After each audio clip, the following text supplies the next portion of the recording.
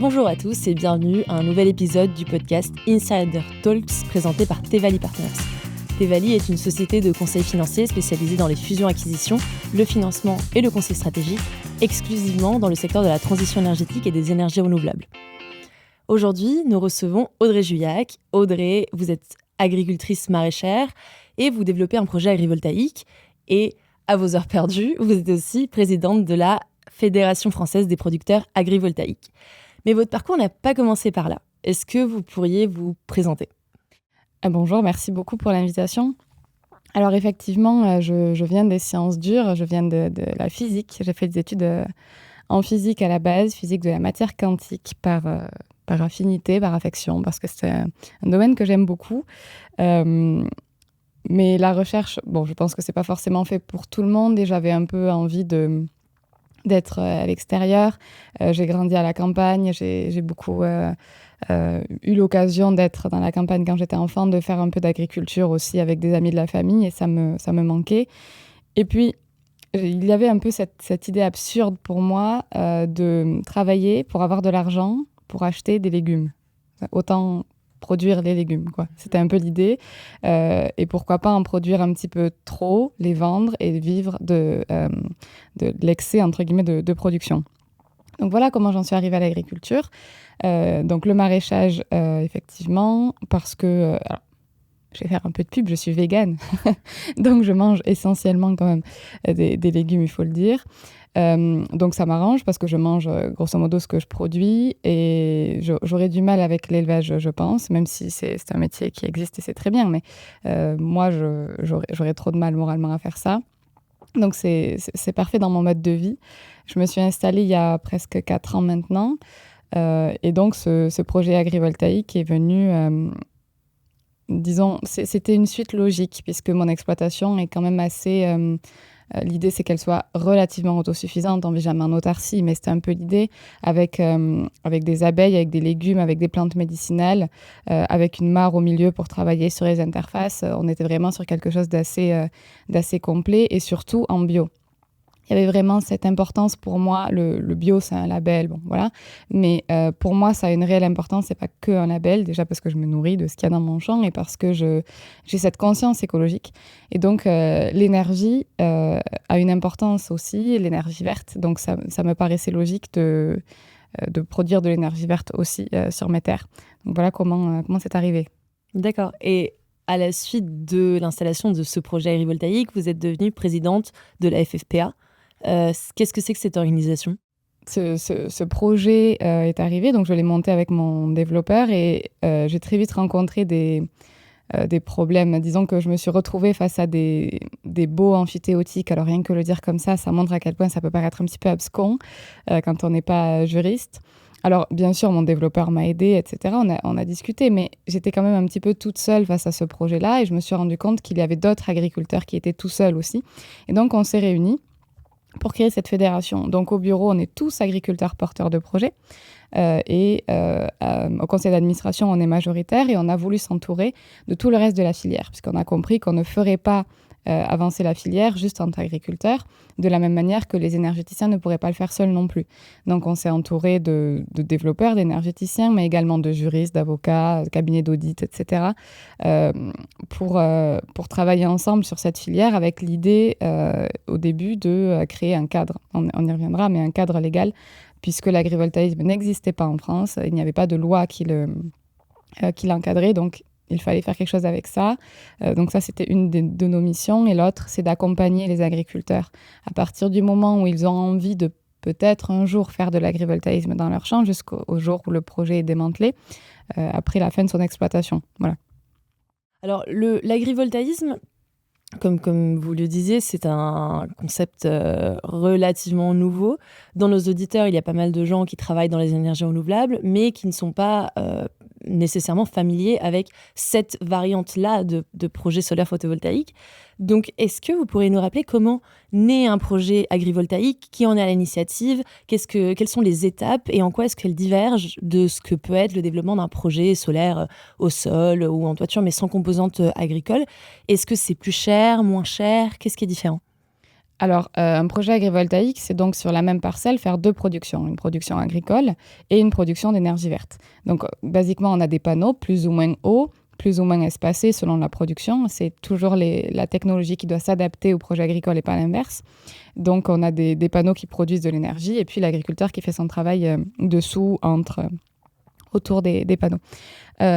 Donc, comment ça naît? Ça peut être à l'initiative de l'agriculteur, c'est souvent le cas, mais ça peut être aussi un développeur qui propose. Et ensuite, il y a un projet agricole qui se crée, où l'agriculteur est vraiment central. L'agriculteur n'est pas forcément le propriétaire, donc le propriétaire a une importance, mais sur la question du projet agricole, c'est vraiment l'agriculteur qui décide, parce que agriculteur, c'est un métier, mais c'est surtout des métiers.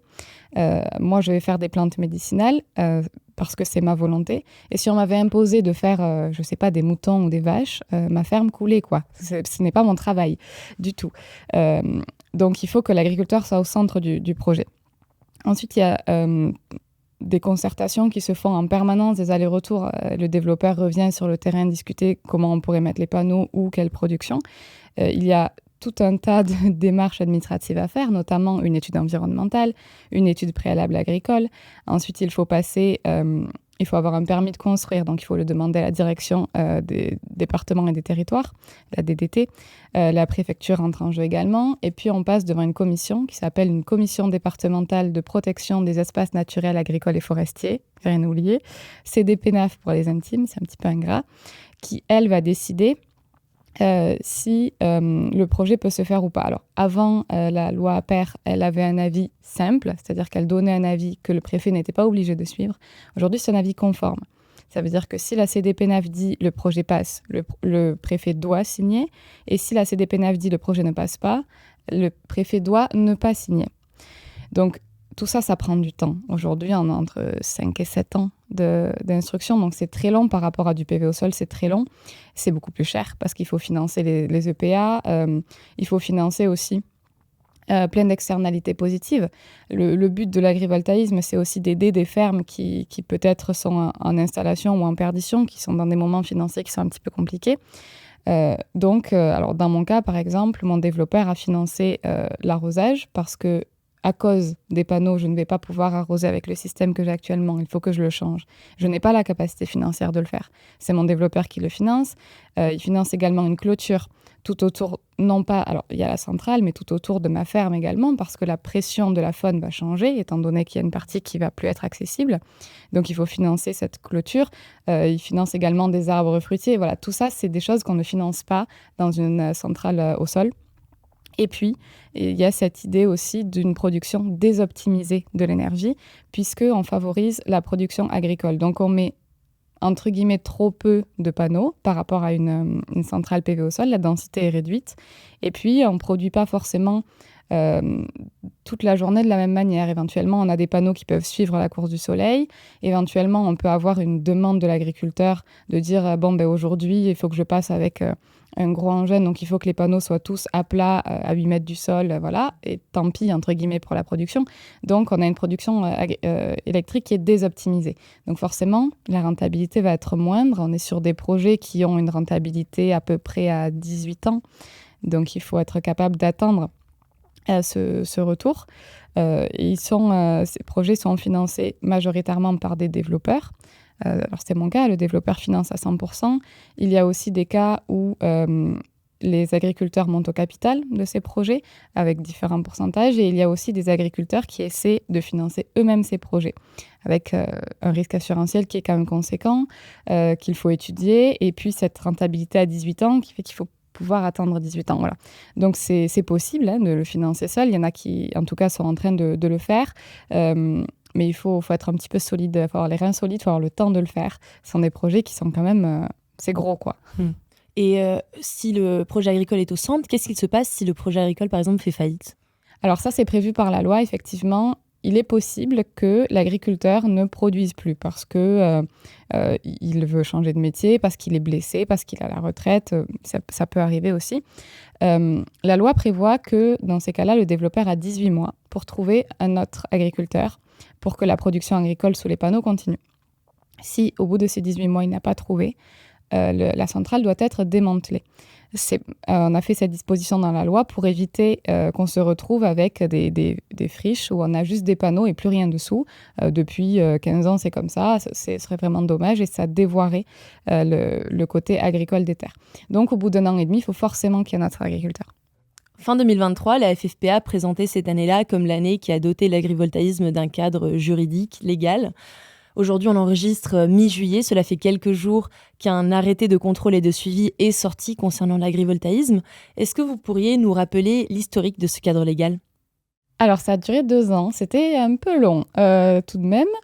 On a commencé avec une audition au Sénat pour la rédaction de la loi APER qui est sortie donc en octobre 2023, le 10. Donc, cette loi, elle définit l'agrivoltaïsme et elle sanctuarise quelque chose de très important. Elle dit que l'agrivoltaïsme, c'est une production agricole significative et un revenu durable en étant issu. Ça, c'est fondamental. Et puis que l'agrivoltaïsme doit rendre des services à la parcelle. Ça, c'est la loi APER. Pour l'appliquer, elle s'appuie sur des décrets. Il y a des décrets d'application. Donc, il y en a un, le décret d'application de l'article 93, qui est plutôt sur une question de partage de la valeur. Et puis, il y a le décret d'application de l'article 54. C'est un peu du jargon, qui est, lui, sur des questions plus techniques, de taux de couverture des sols, de pourcentage de rendement qu'on accepte de perdre ou non, etc. Et puis là, effectivement, vient de sortir l'arrêté de contrôle et de suivi qui, lui, détermine comment on contrôle, qui contrôle ces installations, quelles sont éventuellement les sanctions, jusqu'où on peut aller en termes de sanctions. Donc, c'est sorti le 8 juillet, là, donc on est content. Maintenant, on a un cadre législatif qui est quand même assez complet et qui permet d'instruire les projets. Et c'est quoi des services à la parcelle ? Alors, l'agrivoltaïsme doit aider la ferme et la parcelle à mieux fonctionner. C'est le but de l'agrivoltaïsme. Donc, il y a des services qui doivent être rendus. Donc, il y a le service du bien-être animal, par exemple, pour que les agneaux puissent aller s'abriter sous les panneaux du soleil ou de la pluie. Il y a également les aléas climatiques, par exemple la grêle, le gel, etc., que les panneaux doivent arrêter. Il y a un ombrage qui est plus important grâce aux panneaux, etc. Il y a 4 services comme ça qui doivent être rendus à la parcelle. Il ne faut pas que les panneaux nuisent à la production agricole. C'est vraiment l'idée. Il faut qu'ils aident la parcelle. Alors, l'agrivoltaïsme ne sauvera pas l'agriculture et ne fera pas surperformer les parcelles. C'est important. On n'aura pas un rendement supérieur de manière significative parce qu'on a mis des panneaux. Mais il ne faut pas que le rendement s'effondre parce qu'on a mis des panneaux. Aujourd'hui, pour les projets agrivoltaïques, la perte de surface cultivable et la perte de rendement agricole sont acceptées. En revanche, les pertes de revenus issus de la production agricole ne sont pas autorisées. J'imagine que ça constitue un obstacle pour certains projets agrivoltaïques. Est-ce que c'est quelque chose dont vous avez déjà discuté avec les décideurs publics et est-ce que c'est le seul obstacle que pose ce décret ? Alors effectivement, c'est un problème puisque mécaniquement, si on perd de la surface, on a 10% de perte de surface autorisée, on perd du rendement. Et si on perd du rendement, on perd forcément du chiffre d'affaires à la fin. Ou alors, il faut augmenter les prix de la production. Donc, on se retrouve avec des plantes médicinales, par exemple chez moi, qui seront plus chères que chez le voisin parce qu'elles sont produites sous des panneaux. Alors, du coup, je ne serai plus compétitive et il n'y a plus d'intérêt. Donc là, il y a un problème, effectivement. Mais on est en contact très étroit avec le ministère de l'Agriculture, donc avec le cabinet de Madame Agnès Pannier-Runacher jusqu'à maintenant, en l'occurrence, pour travailler sur ces questions-là.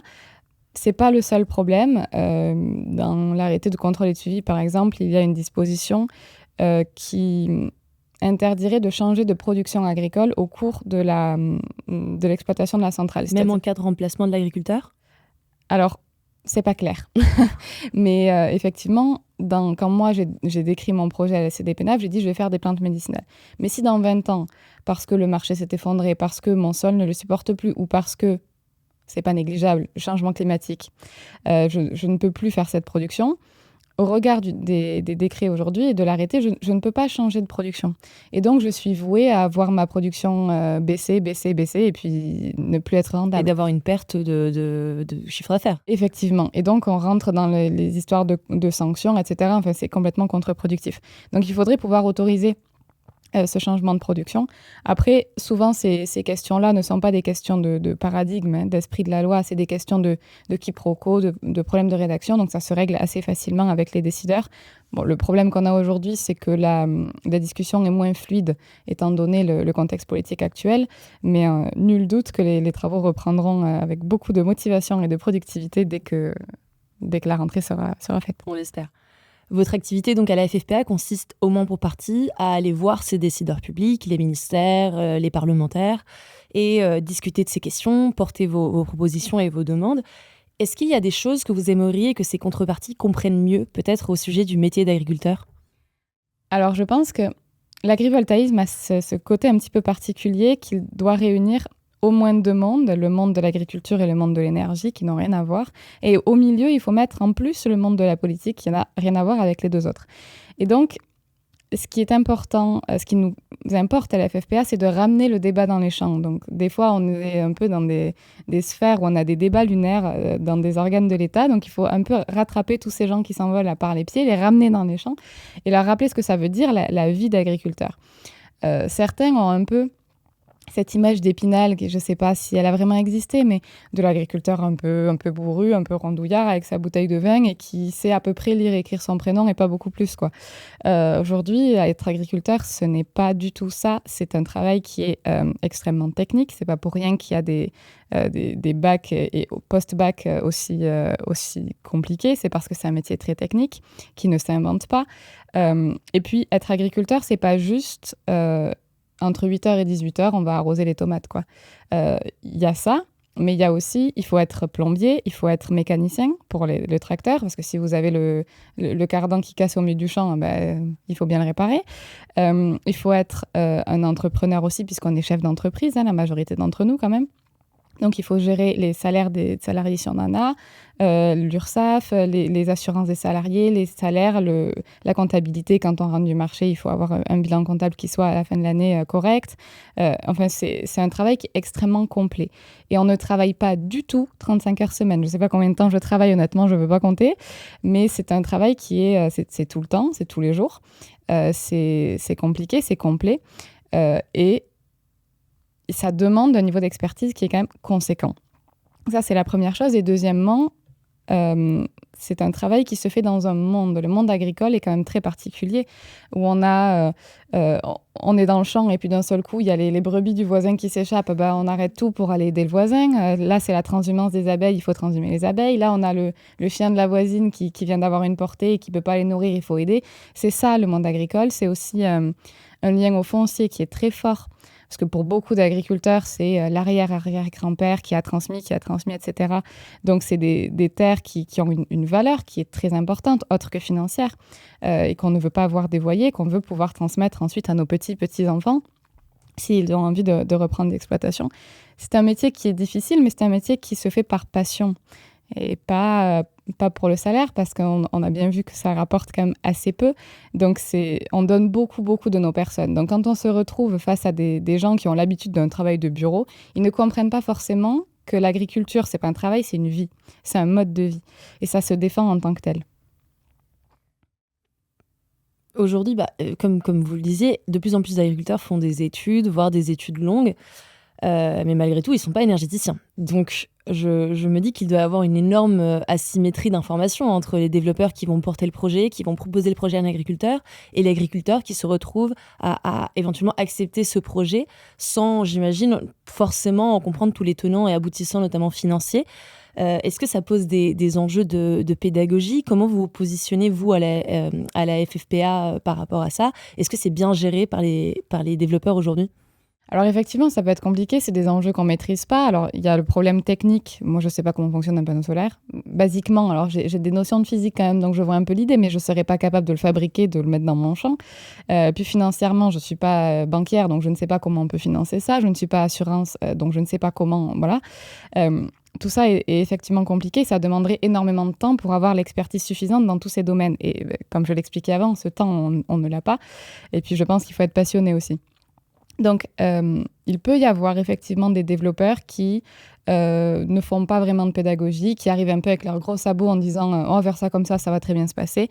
Et nous, à la FFPA, on essaie de n'avoir que des développeurs qui rentrent un peu dans notre paradigme. Donc, quand ils veulent adhérer, on écoute bien sûr ce qu'ils ont à nous dire, mais on appelle aussi les agriculteurs avec lesquels ils travaillent pour savoir comment ça s'est passé. Et aucune adhésion n'est à vie. Donc, s'il y a des développeurs qui commencent à avoir un petit peu des dérives de ce type-là, on pourra tout à fait les exclure si on en est averti. Parce que vous en parliez, l'une des possibilités, l'une des dérives, c'est de faire signer à des agriculteurs des contrats par des sociétés de projet, des contrats avec des locations à 15 000 € l'hectare, on a vu ça. Ça va être le foncier qui va être bloqué. Ce projet va être revendu et Funel ne sortira jamais de terre parce qu'à ce prix-là, ça ne sera jamais rentable, on le sait. Donc, ce sont des agriculteurs qui se retrouvent avec une partie de leur exploitation qui est bloquée pour rien. Donc, on essaie effectivement de lutter contre ça en faisant de la pédagogie, nous, et on encourage les agriculteurs qui ont ce genre de projet à venir nous en parler parce que on a des juristes et puis on commence à avoir l'habitude de ce genre de projet. Donc, on en discute avec eux. Effectivement, on peut les alerter en disant un projet agrivoltaïque chez vous, pourquoi pas, mais attention, ce projet-là, c'est peut-être pas le meilleur. Attention, là, ce qu'on vous propose, c'est peut-être pas le mieux pour vous en termes de contrat, en termes de finances, en termes de projet agricole. Réfléchissez peut-être autrement. Ce que vous évoquez pose la question du partage de la valeur, dont on parle souvent pour tous les projets d'énergie renouvelable, mais j'imagine que également pour les projets agrivoltaïques. C'est quoi votre proposition en la matière et où est-ce qu'on en est ? Alors, où est-ce qu'on en est ? Une proposition de loi devrait sortir avant les JO. On y croit assez peu puisqu'en fait, elle émanait d'une mission parlementaire donc à l'Assemblée nationale qui regroupait un certain nombre de députés. C'était une mission transpartisane avec laquelle on a travaillé, qui était gérée par M. Pascal Lecamp, député de la Vienne, qui a été réélu d'ailleurs. Et alors, elle est arrêtée pour le moment à cause de la dissolution, du remaniement, etc. Mais on espère que ça va revenir. Il y a un enjeu effectivement sur les territoires parce qu'il n'y a pas vraiment de législation sur ce partage de la valeur aujourd'hui. Donc, il y a des outils qui sont proposés par certains acteurs et qui ne sont pas forcément pertinents. Alors, par exemple, on a vu des groupements d'utilisation de financement agricole, les GUFA, qui peuvent être gérés par des acteurs qui peuvent être jugés partis. Et on peut finir par avoir au final des outils qui permettent d'accepter des projets si le développeur fait un chèque suffisamment important et de ne pas accepter de projets si le chèque n'est pas assez important, peu importe la qualité du projet agricole. Donc ça, on y fait très attention. Et puis, on constate aussi qu'il y a un fantasme sur l'argent que ça va rapporter en réalité. Et donc, tous les acteurs qui sont autour de ces projets veulent leur part du gâteau. Parce qu'on pense que c'est la poule aux œufs d'or.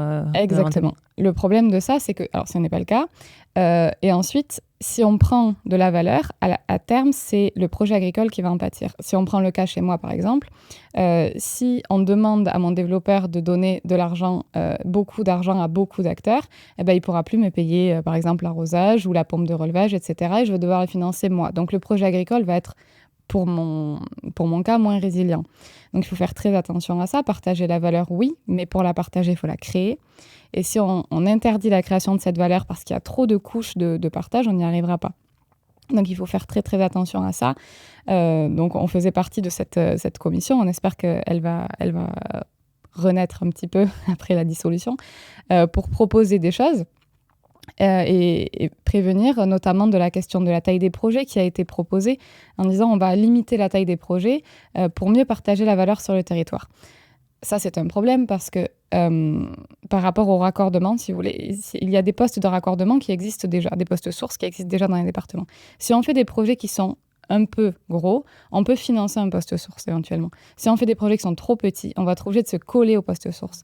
Et donc, on va privilégier certains agriculteurs par rapport à d'autres, pas parce qu'ils ont plus besoin de ces projets que les autres, mais parce qu'ils sont plus proches des postes sources. Et ça, c'est très compliqué à justifier quand vous avez un agriculteur qui a un projet agrivoltaïque qui l'aiderait vraiment, qui aiderait son exploitation, mais il est un peu loin du poste source, donc on va plutôt le faire chez son voisin qui lui en a moins besoin. Donc, il faut faire attention à tout ça. Il faut faire un partage de la valeur qui soit intelligent. Les développeurs le plébiscitent aussi, puisqu'ils comprennent qu'il y a un enjeu d'acceptabilité qui est très important. Donc, ils sont volontaires, mais il faut que ce soit fait avec intelligence. Et surtout, considérer que pour l'agriculteur, c'est un besoin, ce projet. Et pour les acteurs autour, c'est un bonus. Donc, il faut remettre quand même le débat au centre.